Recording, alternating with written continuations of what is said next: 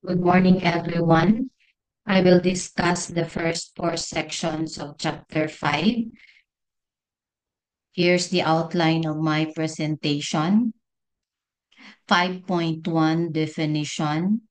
A graph is consists of a set V of vertices equipped with a set E of two subsets of V called edges.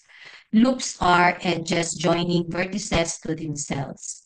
Multiple edges are more than one edge between the same pair of vertices. So here are the examples of a graph with 6 vertices and 7 edges, a graph with a loop on vertex 1, and multiple edges joining two vertices.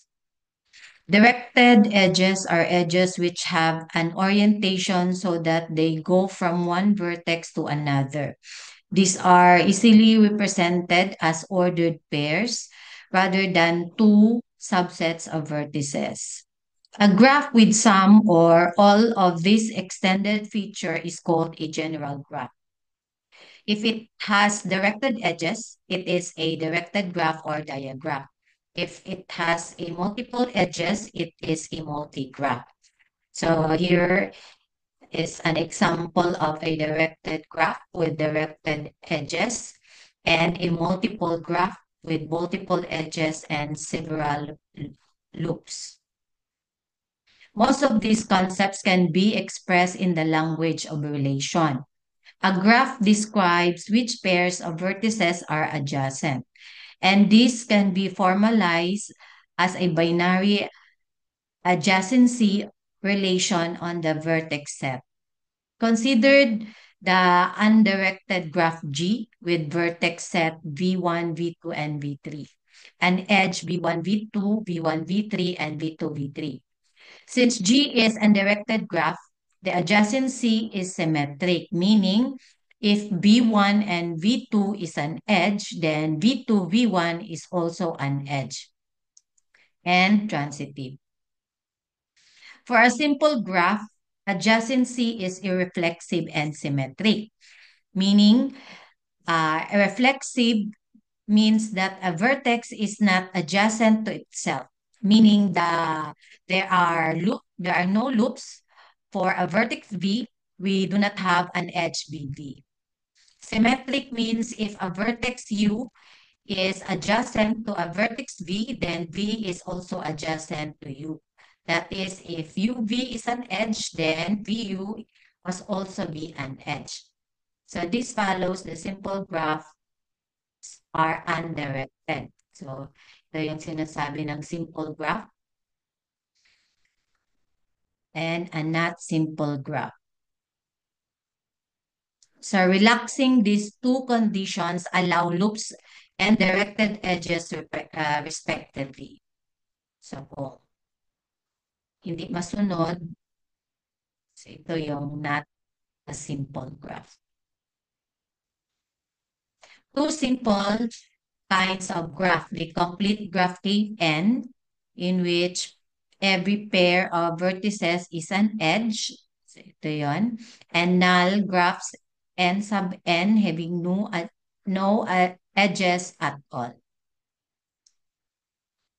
A subgraph of a graph G is a graph whose vertex and edge sets are subsets of those of G. So if G prime is a subgraph of G, then for every edge E in E prime, it must hold that both the vertices of E lie in V prime. So ito yung example ng subgraph. Two kinds of subgraph. We have an induced graph, subgraph and a spanning subgraph.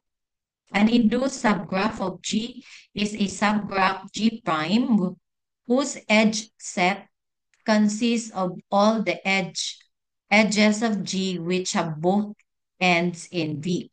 So ito yung example ng induced subgraph. So kasali ang edges. So kung may vertices, dapat kasali ang mga edges na nag-connect sa mga vertices.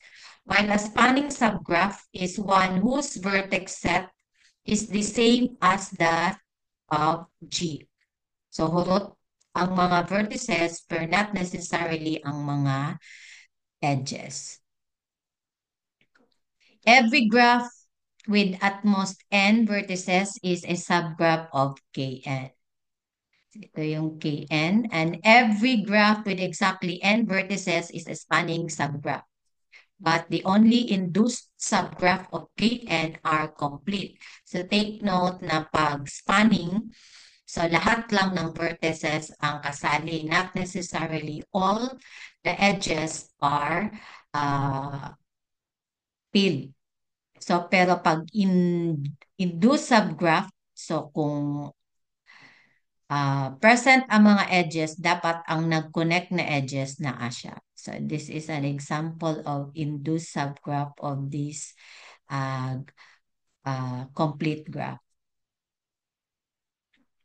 A walk in a graph is a sequence V sub O, E1, V1 up to En, Vn, where Ei is the edge for I is equal to 1 to N. We say that it is a walk from V sub O to Vn. So ito yung example ng walk. V1, vertex 1, tapos edge 1, vertex 2, and so on and so forth. The length of the walk is the number of edges or n of edges in the sequence, or 1 less than the number of vertices. If it is close, if n is greater than 0, then equals is v sub n to v sub o. In a simple graph, the edges in a walk are uniquely determined by a vertices. So we often speak of a walk V sub 0, V1 up to Vn, defined by the condition V sub I minus 1 and Vi are adjacent for I equal to 1 to n. So ito yung simple graph. So V1, V2 up to V5. So ang pag-describe natin sa walk is mga ano lang, vertices lang. Wala na yung E adjacent. Special kinds of walks. We have the tracks, trail, and path. A track is a walk in which any two consecutive edges are distinct. If it is closed, we also require that the first and last are distinct. A walk in which, another definition ng track para mas dali ma-retain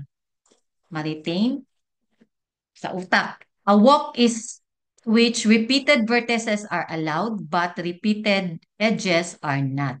Example, in a graph with edges A to B, B to C, C to A, the walk A, B, C to A is a track because no edge is repeated but vertex A appears twice. So, pwede mag-repeat ang vertices basta dili pwede ang edges, especially consecutive, two consecutive edges, dili, dapat distinct.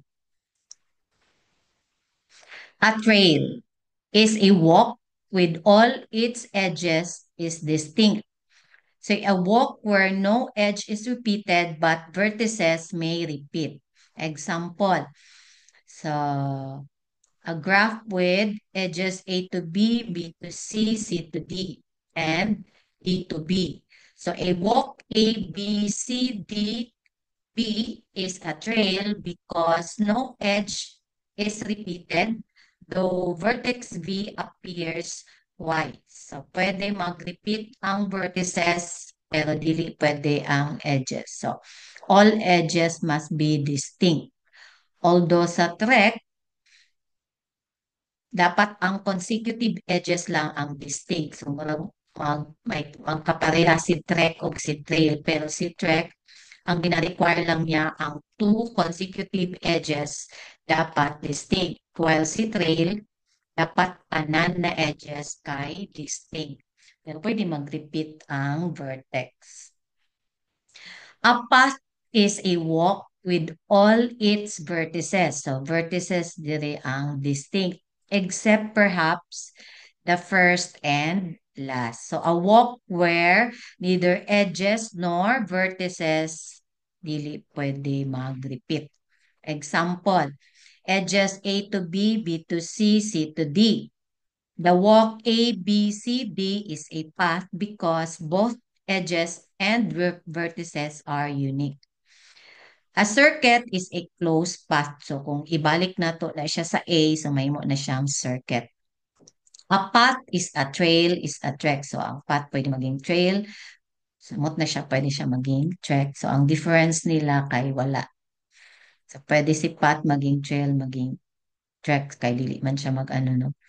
Mag-repeat ang edges. So pwede po ni mo himuon o trek or a trail ang path. So another way sa mag-intindi about walk, trail, path, circuit, and cycle. So si walk any route along the edges of a network. While si trail, so trail o si trek, di ba, murag parehas lang sila, pero specific si trek na dapat ang consecutive edges are distinct. Si trail kay dapat tanan, dili mag-repeat ang edges, pwede ang vertices. So si trail pwede maging path, a trail with no repeated vertices. Kaya dili naman mag-repeat ang edges o dili pa yun mo i-repeat ang vertices, so path na to siya. So kung si path, i-close di mo mahimo siyang cycle. Si trail, pag i-close mahimo siyang circuit. So ito mga parehas naman ni si trail o si path. So ana ang tawag. So to visualize a trail, so mo ni siyang green, at to siya dire, 2, tapos 3, tapos mabalik siya sa dire, ang ika-4. So pwede mag-repeat ang vertex, dili pwede ang edges. So si path, wala dyan, no? Si path kay kaning violet, 1, tapos 2, 3. So, ana si path, dili pwede mag-repeat ang vertices o edges. While si cycle, mubalik siya sa iyahang gisugdan. So, 1, 2, tapos balik siya diri sa first na vertex mo na si cycle or circuit. A walk example. So, a walk is given as x, y, up to z. So, the length of this is 6 since i-count lang ang edges. 1, 2, 3, 4, 5, 6. Okay. For this three, example, determine nato kung walk, trail, trek, path, or cycle. So, A, B, E, B, C is a walk since walay edge na nag-repeat. No, it is not a trail. Walk lang siya. It is not a trail since edge B to E is repeated. So, naada repeat na edge. So, walk lang siya. While A, B, E, F, C, D, A is a cycle. Kaya nga naman, ibalik siya kung asa siya nag-start, no? Sa cycle siya. So, with all edges distinct. So, wala yung nag-repeat na edge. So, path siya na balik sa iyang starting point. D, E, F, C. So, no repeated vertices and edges. So, path. Proposition. For any distinct vertices x, y of a graph G, not the conditions that there exists a walk, trek, trail, or path from X to Y are all equivalent. Letter B, for any graph G, the conditions that G contains a closed trek, trail, or path are all equivalent. So in other words, if there exists a walk between X and Y, then there must also exist a trek, trail, and a path between X and Y, and vice versa. So for letter B, if one of these closed trek, trail, or path exists, then all three must exist. So before the formal proof, let's have an example first. So walk, trek, trail, path, walk. So si walk, from walk, pwede na to siya mahimong trek. So ito yung walk. So since si trek, dili pwede repeat ang consecutive edges. So i-remove na to ni para mahimo na siyang trek. Then from trek to trail. So ari ang trek. Then si trail, sa gani si trail dapat all edges are distinct. So, no repeated edges at all. So, kani atong i-remove para dili mag-repeat ang busy na edge. Yan. Then, from trail to path, so kani ato ang trail, ang, ang requirement ni path dapat walay mag-repeat na edge of vertices. So, nag-repeat man si B, so ato siyang i-remove. So, mo na ni ang path A, B, C, D. Then, ang path of walk is a special type of walk. So, hence, the existence of path implies the existence of walk. Then, for the closed track, trail, and path, or cycle, so example ng closed track, so ano, no? So, mabalik siya sa kung asa siya nag-start. So, i-remove nato ni na cycle. So, mahimo nang ing-ani ang ato ang walk.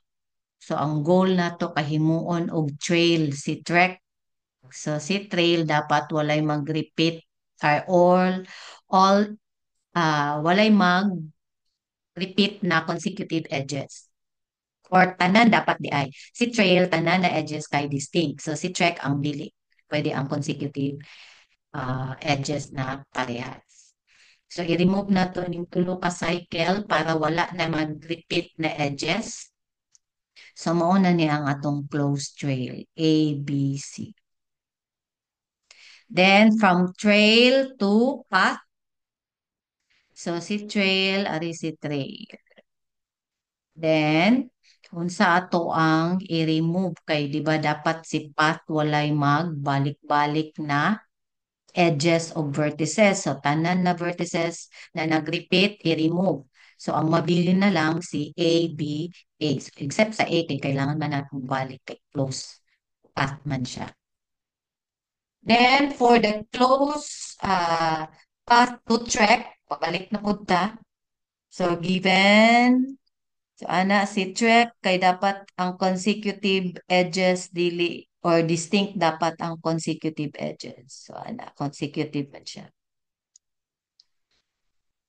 Yan. So, muna siya ang dagan sa ato ang proof. So, ari na ang proof. Given a walk from X to Y, if it is not a track, then some two consecutive edges are repeated so that there is a subsequence V, E, V prime, E, V. Replacing this by a single vertex V gives a shorter walk. So, muna to ang gigamit kanina, no? So, kung dili siya from walk, i-kuha na to siya, i-convert or i-ano sa track, so naagyud tayo ma-remove. So the process terminates in a track from X to Y. So from walk, pwede na ito siya himuon og track by removing some repeated edges.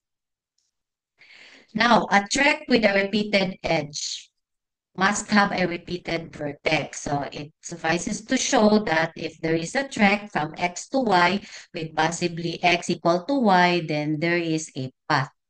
If the vertex V is repeated, but not as the first and last vertex, there is a subsequence V to V, which can be replaced by a single V to obtain a shorter track.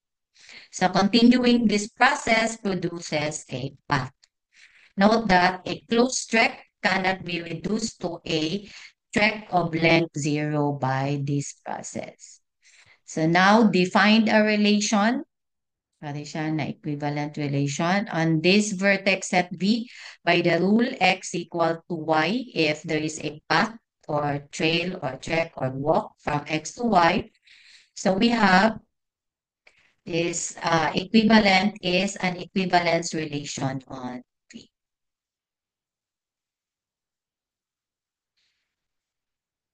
The connected components or the components of G is a subgraph induced on the equivalence class. Note that no edge joins points in different equivalence classes. So the edge set of G is partitioned into edge set of its component. So a graph is connected if it has just one component. So note that any connected component of G is indeed a connected graph. So example, Atay mga vertices A, B, C, D, E and edge A, B, B, C, and D, E. So si A equivalent to B to C and D equivalent to E because there are path among them. So A, B tapos B, C. So na ay path, so equivalent daw sila. Then si D o E, so kani. Thus, the equivalence classes under this equivalence are, so si A, B, C, mo ni sila ang first component, then si DE pod ang another components.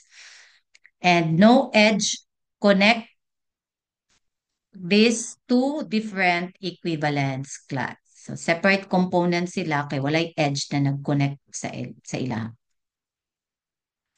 In undirected graph, the valency or degree of a vertex is just the number of edges connected to it. In a directed graph, atay ginatawag na out valency counts the number of edges leaving the vertex, while the in valency count the number of edges entering the vertex. If every vertex of a graph has the same valency, then the graph is called regular. And the common valency D is the valency of the graph. So we call a graph divalent or divalent when D is 2, trivalent when D is 3, or etc. So we have this notation. G minus V means G removing a vertex V. G minus E meaning G removing an edge E. Then G plus E, G adding an edge E, joining two vertices not previously joined. A weight. A weight function on a set X is a function from X to non-negative real numbers. So ang vertex weighted graph assign weights to vertices, whereas an edge-weighted graph assign weights to edges. So example, consider the mapping W or function E to R plus, so positive real number. Then, ang weight of A is 2, weight of B is 5, weight of the vertex C is 3. So, wala siyang ginamit sa definition. Then, ang edge, kay weight of the edge AB is 10, weight of the edge BC is 15. 5.2, trees and forest. A tree is a connected graph without circuit, and a collection of trees that is a disjoint union of trees is called a forest. So, kari ang forest, collection of trees, and si tree kay connected graph without circuit. A spanning forest is a spanning subgraph of a graph G consisting of all the vertices and some of the edges of G, which happens to be a forest. While a spanning tree of a graph is a subgraph that is a tree and connects all the vertices of the original graph.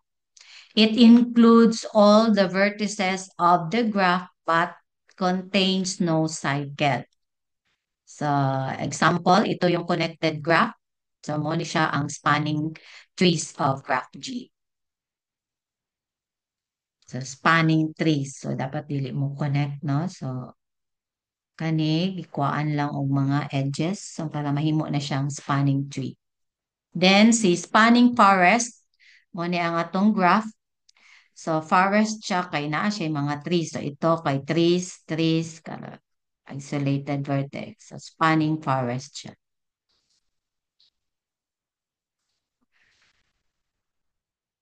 Theorem. A connected graph with n vertices has at least n minus 1 edges with equality if and only if it is a tree. A forest with n vertices and m connected components has n minus 1 edges. Thus, a forest has most n minus 1 edges with equality if and only if it is a tree. So in other words, a connected graph with n vertices has at least n minus 1 edges. If it has more than n minus 1 edges, it must contain at least one cycle. And if it has exactly n minus 1 edges, if and only if it is a tree. So kung at least n minus 1 connected graph, kung sobra sa n minus 1, so naana na siya ay cycled. Ana. Kung exactly n minus 1 edges ang atong graph, 3 na siya. A forest with n vertices and m trees has exactly n minus 1 edges. Ana ang pag-compute sa forest kung naay n vertices o n trees. So naa siya ay n minus m edges.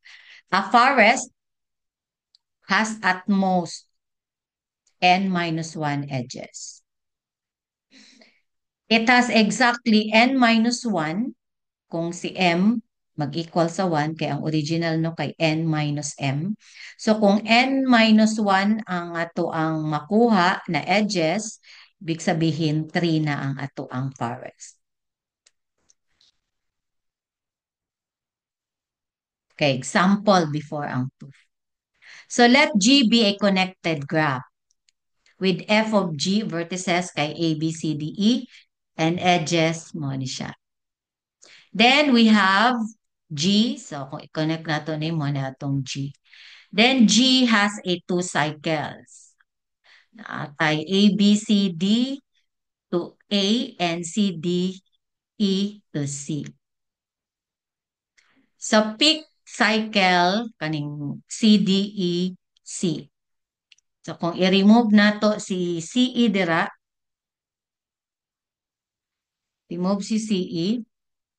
So maging ang graph nato, kung i-remove nato ang CE from the original, mahimo na lang siyang, so kari atong original G, no? Kung i-remove nato si H, CE, mahimo na siyang ingani. Then another cycle, kung kanina po natong i-consider na cycle A, B, C, D, A, tapos from this, i-remove nato ning edge AB. So naana po tayo another graph. From G1, i-remove nato ang edge AB. So mao na ni ang ato ang gawas. So after removing two edges, unsa ang nahitabo from the connected graph, nahimo na siyang 3. So ang n nato which is from the original kay pila ang vertices nato kay 5. Tapos ang gi-remove nato na edges is 2. So ang nabilin na lang nato na edge kay or ang from the original edges kay di ba 1, 2, 3, 4, 5, 6. So 6 ang ato ang total edges. So si 6 kay base sa ato ang formula kay si 6 kay n minus 1 plus r. So ang n nato kay 5 tapos constant man ang minus 1, no? Then ang gi-remove nato kay 2. So, mao ni ang formula pag kuha sa edge sa G. Kung pila ang original vertices, minus 1 plus kung pila ang imong gi-remove. O dapat daw na ang cardinality sa edges sa G. Gawas niyo niya sa proof. Then, consider a forest with n equal to 8 vertices, tapos ang components, so tulo ka trees. Tulo ka trees. Let T1, T2, T3 be the trees. Tapos si T1 na siya ay 3 vertices, si T2, 3, tripod, tapos si T3 na ay 2, respectively. Then, kung computo na to ang ilahang kuan, formula, no? Kaya naaman tayo formula sa compute. Dari n minus 1 daw ang edge sa 3. Kung ang 3 daw, ang edges, mabala na to ang edges sa 3 kay n minus 1. So, n minus 1. So, 3 ang vertices ni T1. So, ang iyang edges kay 2. Si T2, ang edges ni T2 kay 2 pod. Si T3 kay 1. Thus, the total edges of this forest, kaya ang forest na to, N minus M. Tama ba? N minus M ang edges sa itong forest. So, kung i-compute na to based sa katong forest lang, 2 plus 2 plus 1, so 5. So, magko-inside ba siya sa formula na N minus M? So, ang N na to is 8, tapos ang number of trees or components kay 3, so tama. So, kung isa-isahon, parehas lang yapon sa siya shortcut na N minus M. So, mo na siya ang concept sa kanina, theorem. So, din na ta sa proof. So, by induction sa letter A, it is clear for N equal to 1. The inductive step depends on the following fact. A tree with more than one vertices has a vertex of valency 1. So, since a tree is connected, it has no isolated vertices. Kung ang N na to kay greater than 1. Assume that every vertex has valency at least 2. Then there are arbitrarily long track in the graph. Okay, tagpo man siya, no? Tapos 3 siya, 3 graph. So since whenever we enter a vertex along one edge, we may leave along another. So a track of length greater than n must return to a vertex it has visited previously. So there is a closed track and hence a circuit. So it is a contradiction. So the assertion is, now let X be a vertex in the 3T, which has valency 1. So bawasan na to og vertex si T, denote the graph obtained by removing V and the unique edge incident with it. So, kung mag-remove ta og vertex, maapil mo po yung edge. So, ang ato ang tree has n minus 1 vertices and contains no circuit. We claim that this T minus V is connected. So, this holds because a path in T between two vertices xy not equal to V cannot pass through V. Thus, T minus V is a V. By the induction hypothesis, it has n minus 2 edges. So, T has n minus 1 edges. Let G be any connected graph with n vertices and suppose that G is not a tree. Then G contains a circuit C. So, kung dili siya tree, so naa kay buo na circuit. Let E be an edge in this circuit. So, ang G1 nato is equal to G minus 1. So, nag-remove tag isa ka edge. Obtained by removing E. Then, G1 is still connected. So, kung mag-remove ka o isa ka edge, connected lang yapon na. For if a path from X to Y uses an edge E, then there is a walk from X to Y not using E. Instead of using E, we traverse a circuit the other way.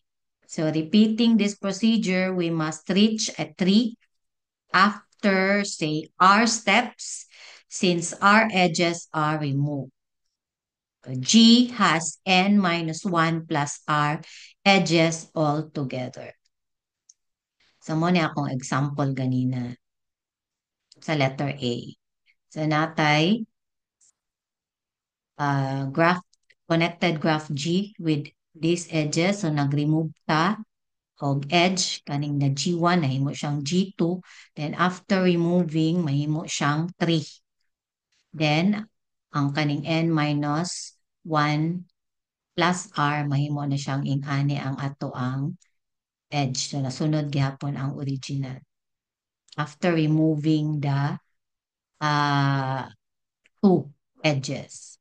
Mao na siya ang example sa letter A. Then for letter B, let F be a forest with n vertices and m components. So T1, T2 to Tm with A1 up to Am vertices respectively. Then, so naatay, summation of A sub I where I is from 1 to M. So kana na mga vertices, call na siya sa N. Now, 3i is a 3 and so has, di ba, ang pag-compute sa edges sa 3 kay n minus 1. So, ang atong n, ai man, sa moni. So, F has summation of tanan na mga edges, tanan na mga edges sa ti from T1 to Tm equal na siya sa n minus m. So, mo ni akong ginamin diri sa example letter B. So, consider na naatay forest na ay 8 vertices o tulo ka forest sa T1, T2, T3. So, ang pag-compute sa mga edges sa T kay n minus 1. So, mo ni siya.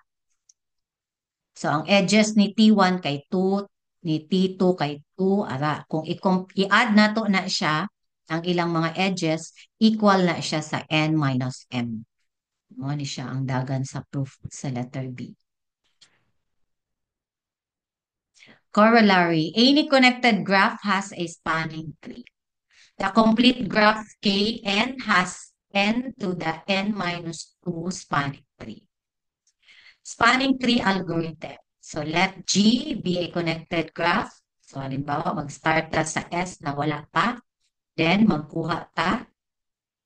It's not connected. So magkuha tag edge joining katong mga wala pa na connect. Then maka-form tag component. Then i-add na pod. Then mag-return ta sa BS. So example aning spanning tree algorithm. So consider the following connected graph. G. Okay. Then, ang vertices niya kay A, B, C, D. Then, mo na itong mga edge. So, start ta sa wala sa, walay unod atong S. Meaning, no edges sa ato ang graph BS. So, disconnected ta na ni siya.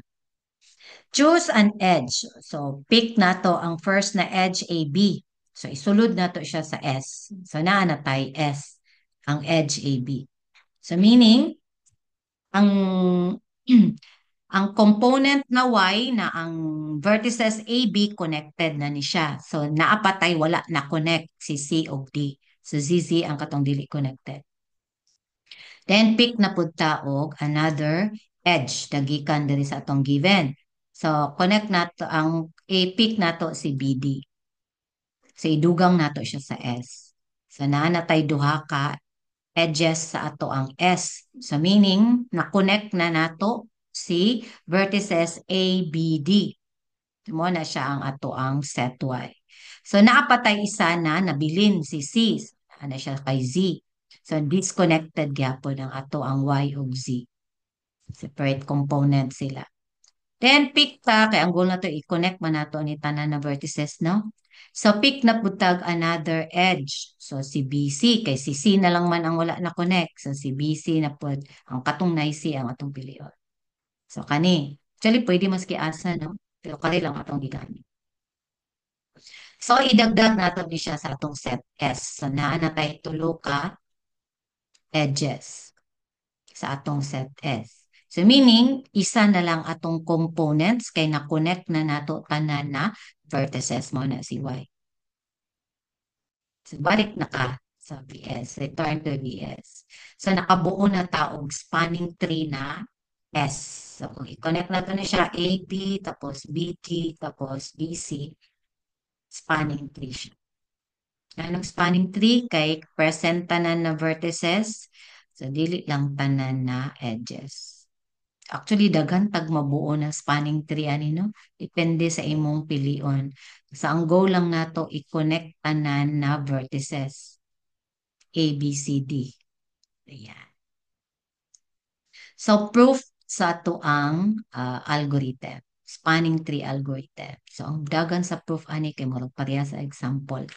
So, we have to show that the choice of E is always possible as and its addition creates no circuit. So, syempre, ang goal na to kay 3 man. So, dapat wala tayong mabuo na circuit. So, let Y be the connected components of VS. And C, katong wala pa na connect, nabilin. So, mo na itong sa example ganina. Then, choose vertices Y na naa sa small y na nasa Y, tapos Z na natala. Then, in G, there is a path from Y to Z. So some edges in this path must cross from Y to Z. So in this suitable choice of E, ikaw bahala basta ang goal na i-connect ang mga edges. So now suppose that ang VS, ano siya ang ato ang set S ganina, plus E contains a circuit. So halimbawa na ay circuit. So if we say in Y and follow the circuit, at some moment we cross into Z by using an edge. Then there is no way to return Y. So to complete a circuit without reusing it. So ang goal na to kay spanning tree man. So dapat dili ka mo buog circuit. Dili nimo pilion ang mga edges na maka-form og circuit. Ano siya, pili-pili lang ka og edges na ma-connect nimo ang vertices. So dili-pili untong makabuo og circuit. Kaya ang goal, makakuha tag spanning tree. Okay? So see you in the next video.